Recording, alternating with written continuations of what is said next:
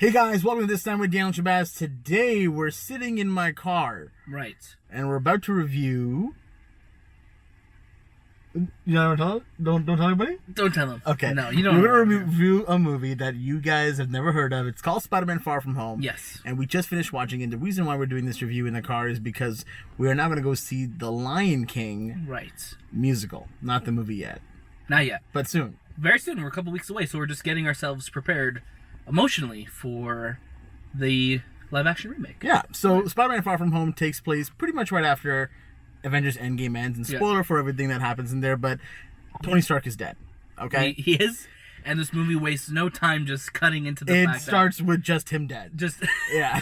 Just his corpse right on the floor. No. But yeah, so this movie starts right back, Peter being back at school, kind of getting in the groove of everything, being back in class, being with his friends and everything, and school is just ending, so that means they are going off on a summer vacation to Europe.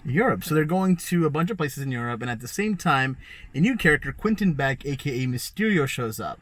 Now, they need help destroying the elementals. Quentin Beck, Mysterio's got some plans of his own. Right. And here we have Nick Fury and Maria Hill. Yep.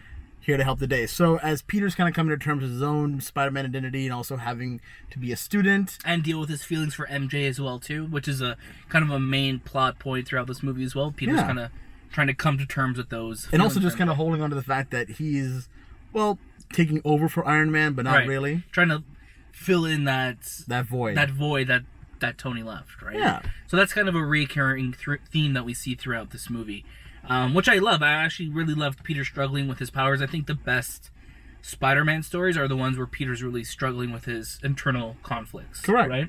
Now, the film does start off a little bit slower. For sure. It does take a little bit of time to kind of get to what's really happening here, but once it kicks in, the callbacks and the way that the movie kind of plays out is really, really fun, and it has the MCU DNA literally all over it. Yeah, I feel like this movie almost just like, it starts off, it's fun, lots of comedic moments, then it just kind of shifts gear and it just pedal to the floor, since we're in a car right now. Don't do it. I was going to say, we would have crashed if you were driving.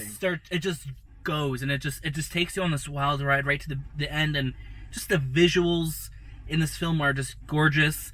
Mysterio is just amazing, and I think if we could have more of any character in this film, it's him, because Jake Gyllenhaal just brings so it. Well. It's just he's such an awesome character, and boy oh boy does this movie set up some things for the sequel. Oh yeah. So make sure to stay for that mid credits, and definitely for that after credits as well, because there's definitely going to be some setting up for what's happening next, at least.